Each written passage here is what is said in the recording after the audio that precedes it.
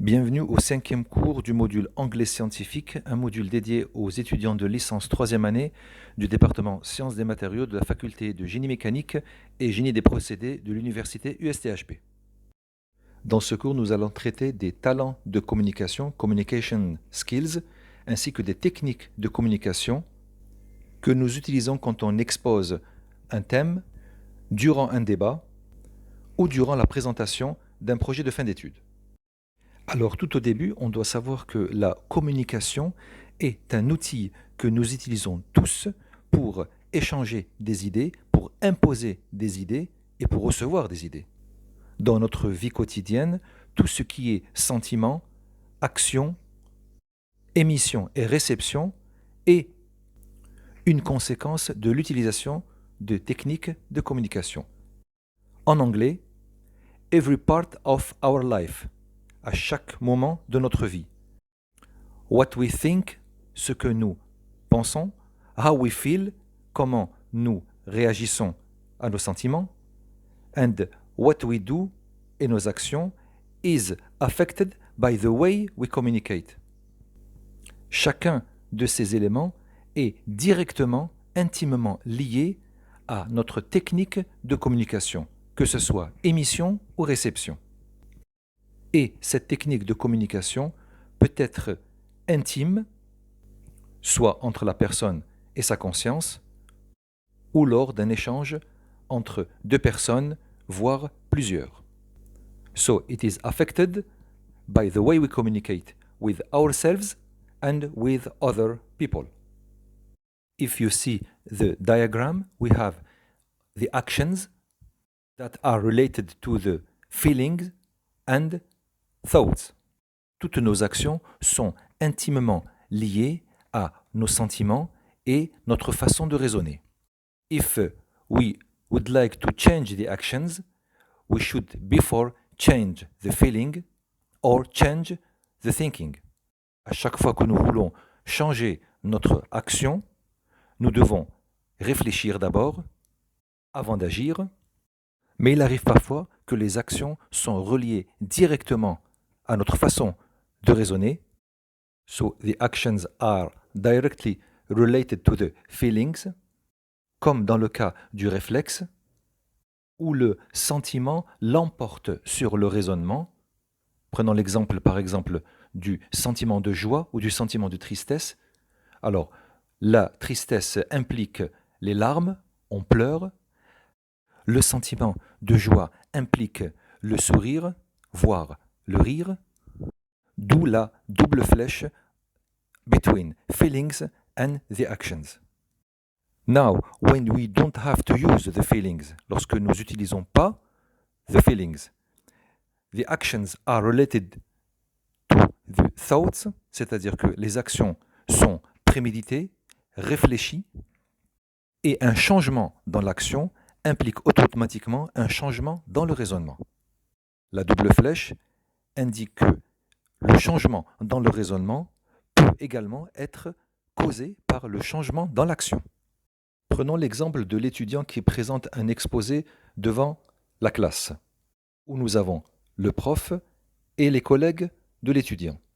Si l'enseignant pose une question à l'étudiant, une question embarrassante qui gêne, l'étudiant adoptera une position de son corps, de son regard, différente que dans le cas où il est à l'aise. So we have the body attitude, le langage du corps, the body attitude will change dependently on the nature of the question.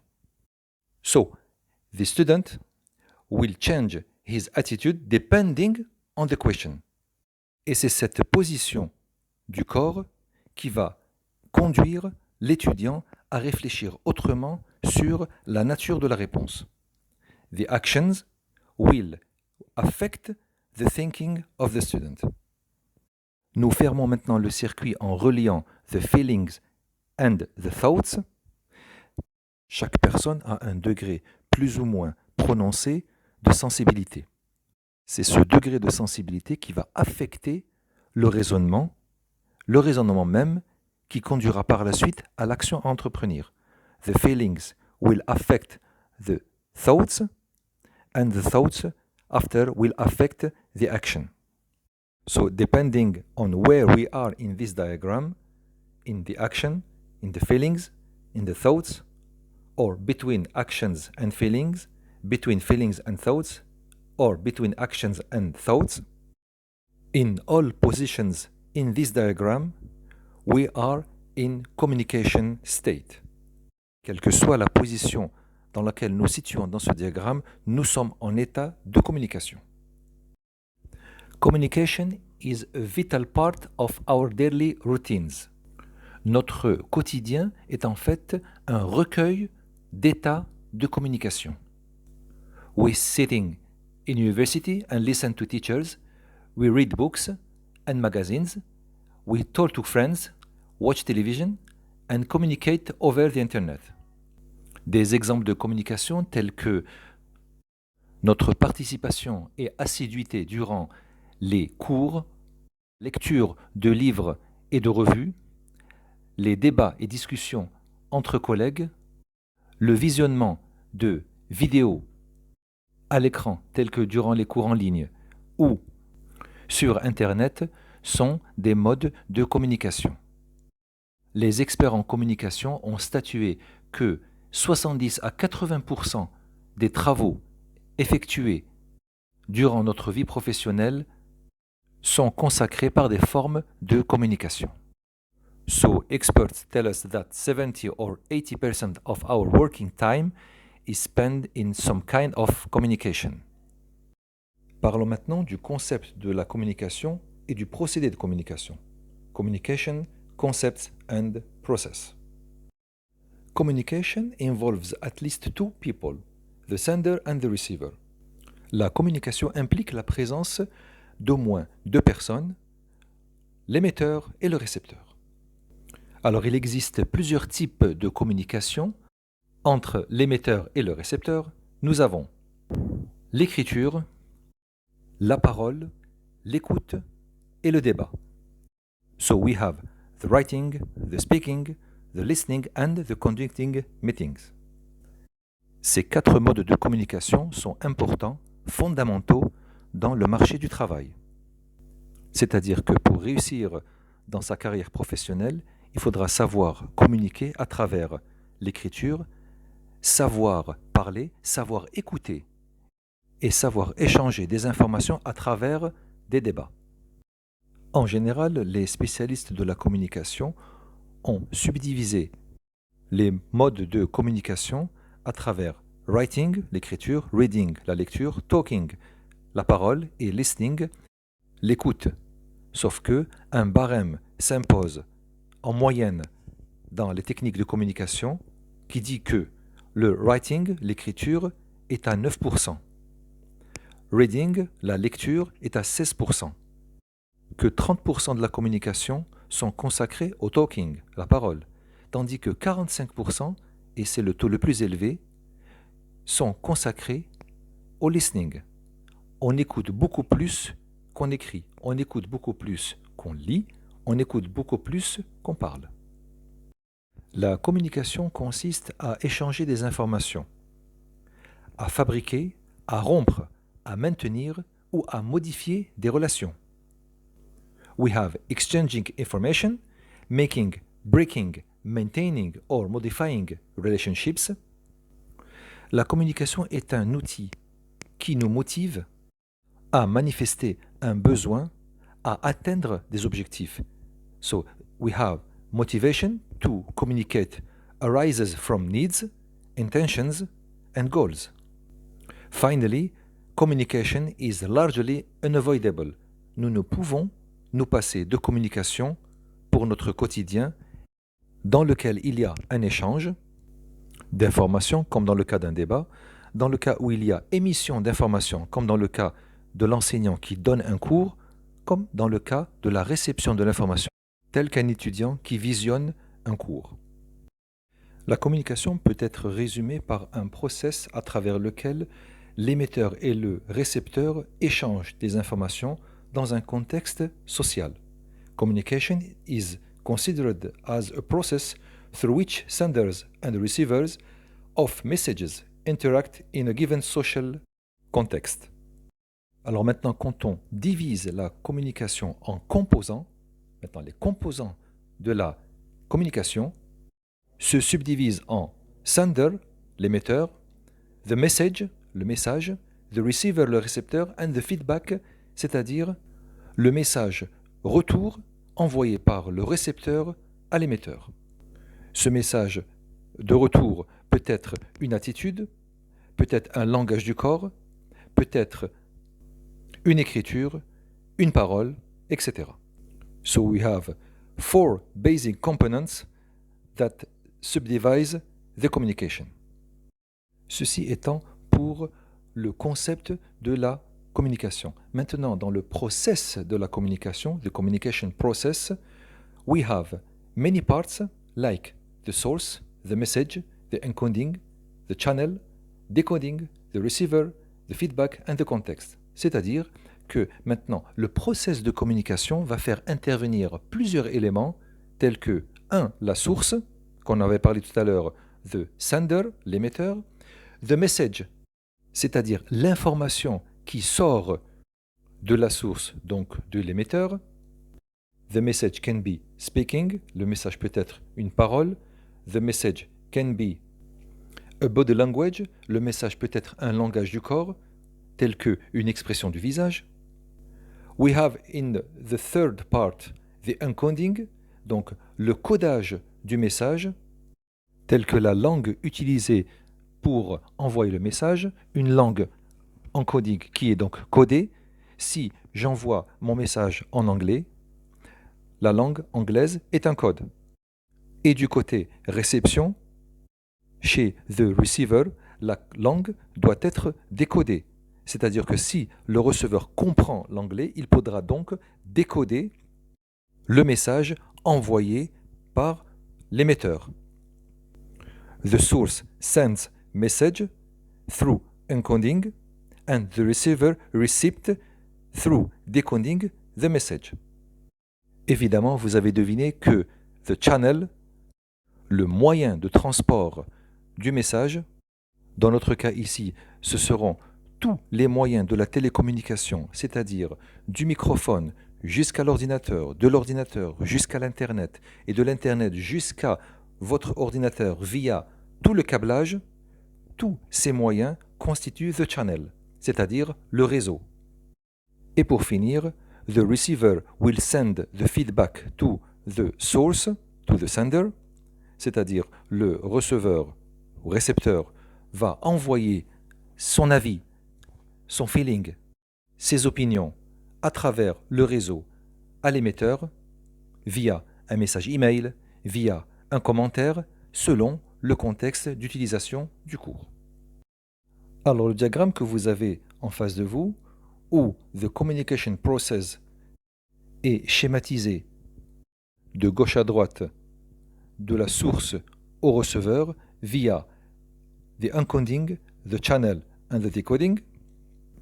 Pour passer de la source à the encoding, j'ai besoin que la source envoie un message à the encoding. Je parle en français, je parle en anglais, donc j'utilise un message qui sera codé, c'est-à-dire traduit en langue. This encoding will send message through the channel.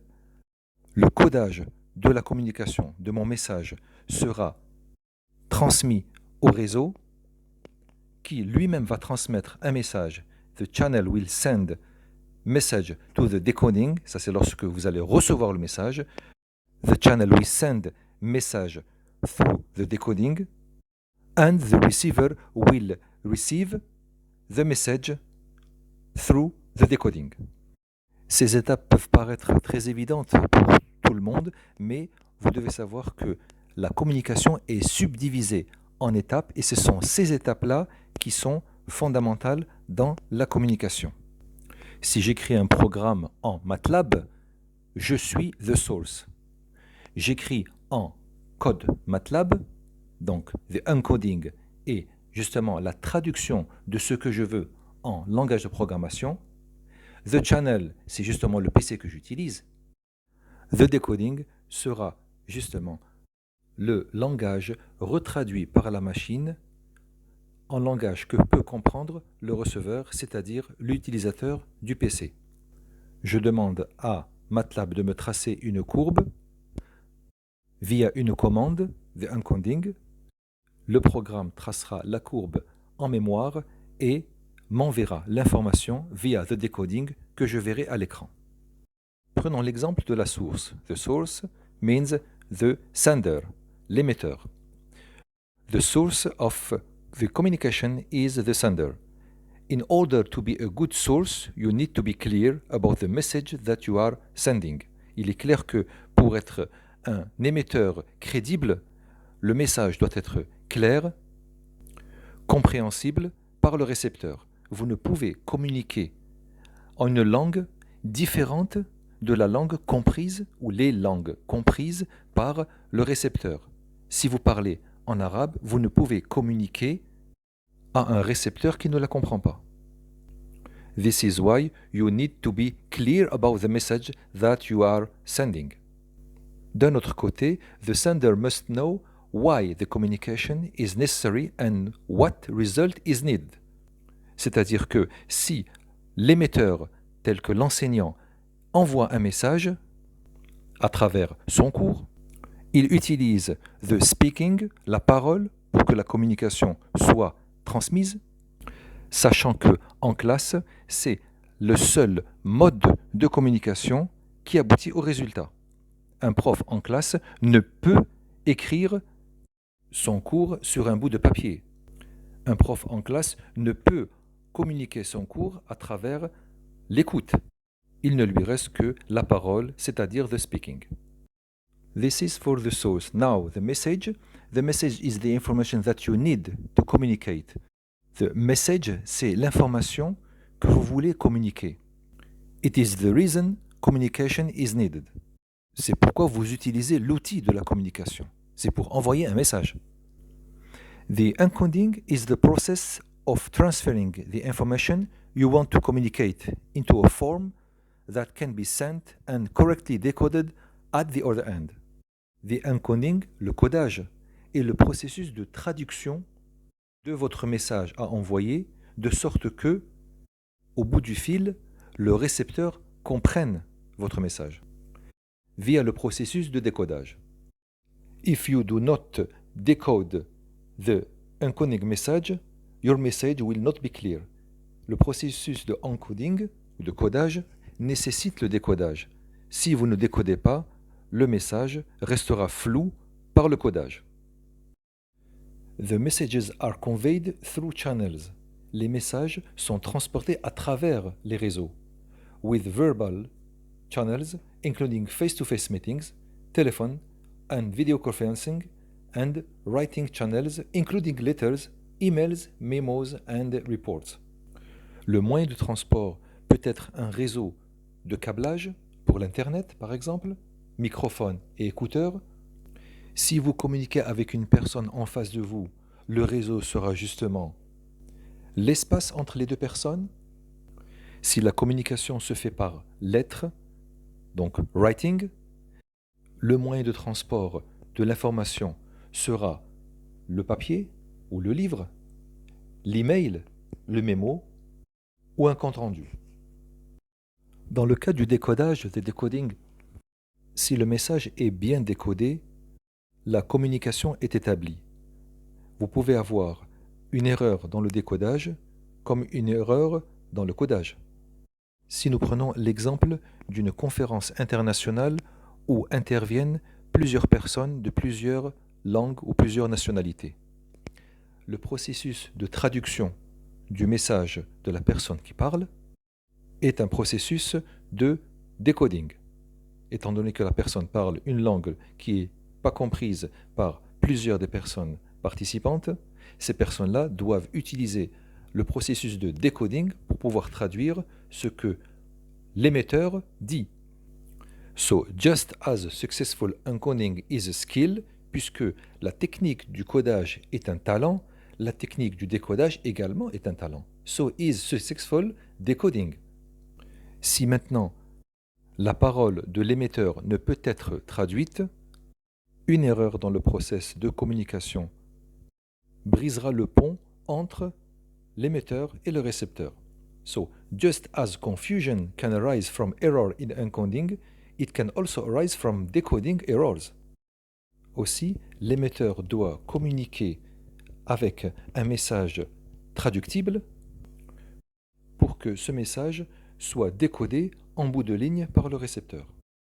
Un exemple très fréquent est vécu en classe lorsque l'enseignant communique aux étudiants une information qui n'est pas comprise par l'ensemble des étudiants. C'est-à-dire que son codage de l'information ne peut être décodé en bout de ligne par les étudiants. So, this is particularly the case if the decoder, le décodeur, c'est-à-dire tel que les étudiants, does not have enough knowledge, n'ont pas assez d'informations to understand the message. Une fois arrivé au receiver, récepteur, celui-ci peut être une personne ou toute une audience. Et il n'y a aucun doute que le souci du sender, donc de l'émetteur, est la réaction du récepteur face à son message.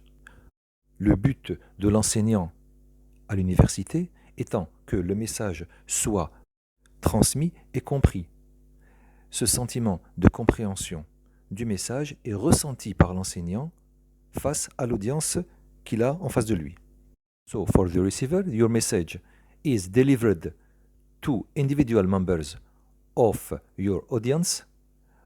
No doubt you have in mind the actions or reactions you hope your message will get from this audience. C'est sûr que le souci de l'émetteur étant de voir que l'audience a compris son message. Maintenant, le message retour de la part du récepteur, the feedback, your audience will provide you with feedback as verbal and non-verbal reactions to your communicated message.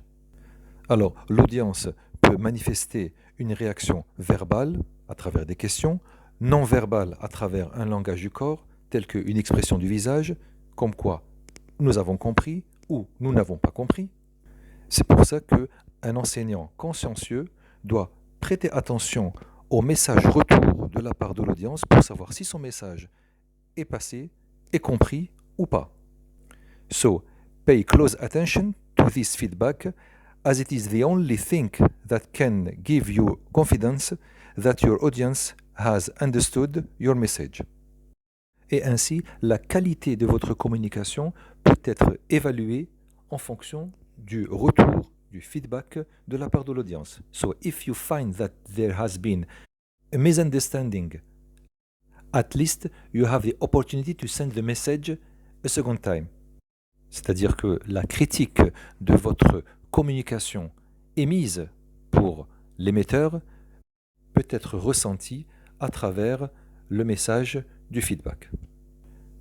Et finalement, le contexte, c'est-à-dire la situation dans laquelle la communication a eu lieu, que ce soit une audience, que ce soit un exposé, que ce soit une conférence ou juste un débat entre deux personnes. The context is the situation in which your message is delivered.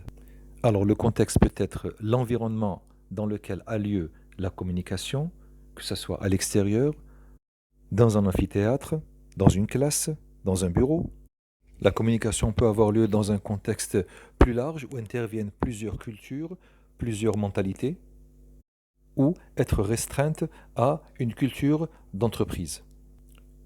So, this may include the surrounding environment or border culture, corporate culture, international culture, and so on. Nous allons traiter dans ce dernier chapitre de la persuasion et de la communication efficace, the persuasion and the effective communication. Alors, dans la persuasion ou l'art de convaincre, plusieurs tactiques sont utilisées, notamment des attitudes, langage de corps, techniques de communication, intonation de la voix, etc. We live in a world of persuasion. Autour de nous, tout est persuasif. Various tactics are being used by persuaders to change attitude of receivers. Ceux qui veulent convaincre utilise des tactiques de persuasion, donc pour convaincre, dans le but de modifier l'avis du receveur. Si le receveur change d'avis ou a été convaincu, c'est que la personne qui a voulu persuader a gagné. La persuasion est un art aussi vieux que l'homme. La persuasion a été utilisée largement dans l'histoire grecque où il était question d'arriver à bout des audiences au tribunal. Les avocats et les procureurs utilisent l'art de la persuasion pour gagner face au juge. In ancient Greece, persuasion was the main means of achieving le principal but pour arriver of achieving power and winning in the courts.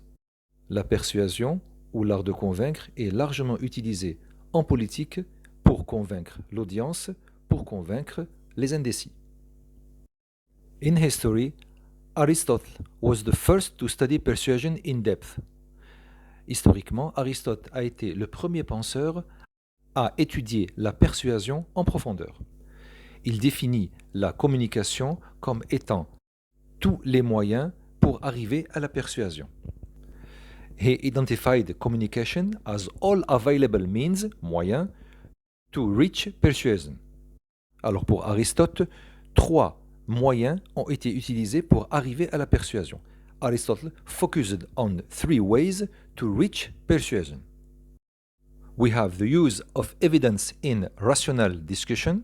Alors la première méthode étant l'utilisation de preuves à travers les discussions. We have the use of personal characteristics. Donc l'utilisation des caractéristiques personnelles, surtout du récepteur, puisque nous voulons convaincre.